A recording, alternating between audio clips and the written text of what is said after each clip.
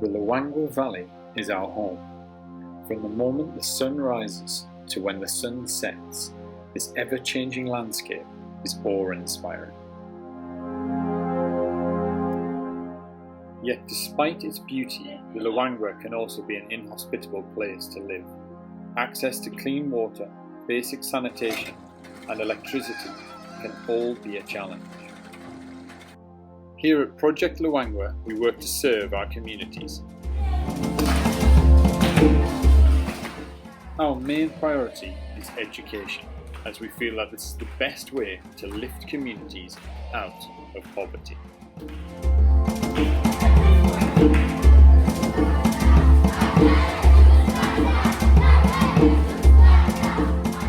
At Kapita School, which has received generous support from Livingston Foundation, the help is making a real difference, not only in the energy and enthusiasm in the classroom, but in finally solving the problem of clean water. Here is Mojave to explain more. For some time, Kapita has had challenges with water problems. So we are here trying to find a solution of water. And right now, what you are seeing here, it's a base, a concrete base for the 126,000 liter tank, which we are going to mount up here. The plan is to harvest rainwater. But for many areas, there are deeper challenges, from derelict boarding houses to issues with basic equipment and problems over food. Luangwa has been both incredibly inspirational and incredibly eye-opening for me. Going into the schools that we support, going out to the communities, I've seen such incredible impact that we're having, but also the challenges are real and they're huge. Yet despite the challenges, there are also many positives. Through sponsorship, we look to send 175 children and young adults to secondary and tertiary education every year. We distribute over 2,000 menstrual pads annually, and we deliver educational maths programs to 1,200 kids while supporting local artisans with a living wage.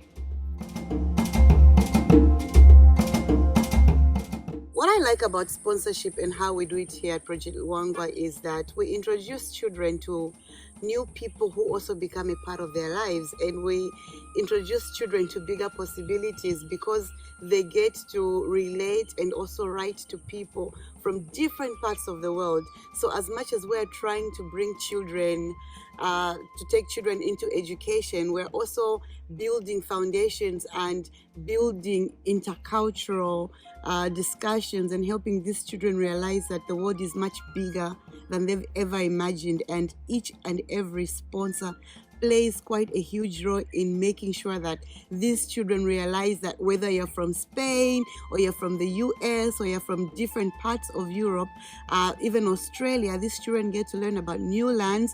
They get to talk and write and also experience things through the letters that they receive from you. So sponsorship is about bringing children to an outside world, to a whole new world which they would have never experienced if they were never on the scheme. And a lot of this also is attributed to the people who make sponsorship possible, and these are the donors who get into these children's lives and make the world a much smaller place. The impact that the clubs have for the last 5 years, we've seen girls, as Mfue is a rural mosque setup, so the issues of self-esteem, self-confidence, they're not very well known. But with the introduction of the clubs, we've seen girls standing strong for themselves, be able to resist the negative peer pressure surrounding this area. So many girls attending school, achieving the top scores of their education in terms of their academics. And then we've seen the value of the boys supporting the girls in terms of respecting them and not just owning them as beings, but seeing them as equal partners in the community. Well, the impact the delusion has had in the last couple of years is that the math improvement has gone up to 35%, which is a very good way. And it's not only in math and all other subjects, as the learners are, focusing on improving their English also, and also the learners have actually improved in other subjects because of the interest and the use of technology, which they love at the moment.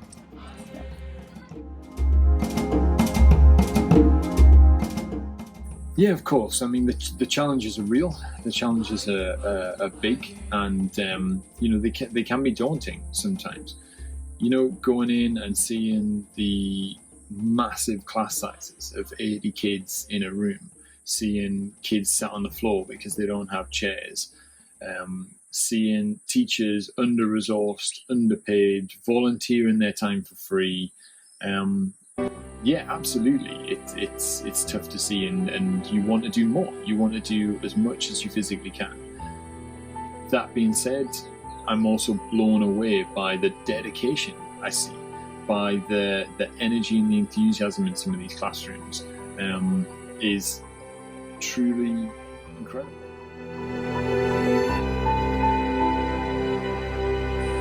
The programs that we are delivering with partners such as Education, where we're bringing tablets and maths programs to kids, the results have been fantastic. And going into these classrooms, seeing the energy and the enthusiasm and the passion for these kids to learn is rewarding. Coming from the UK and seeing how education is often taken for granted for us, going out to see where education is a real privilege and where these kids are changing their futures by learning is inspiring to see.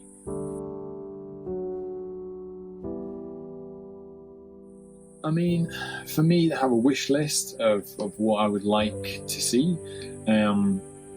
None of us have a magic wand. None of us can make something, appear out of thin air.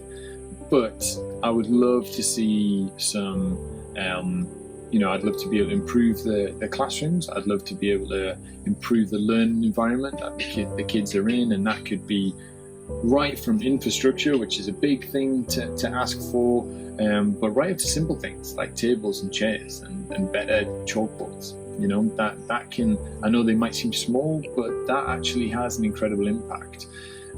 Seeing how our education programs like Education are having such an impact in the classrooms, in the centres that we utilise, that's affecting 1,200 kids, but I would like to affect more. I'd like to impact 2,000 kids if we could, and more. I'd also love to be able to offer better toilet facilities in some of the schools where you've got maybe 200, 300 children to one toilet. To be able to offer a better environment for them and a cleaner environment, particularly everything we're seeing in the world right now, that would be pretty impressive.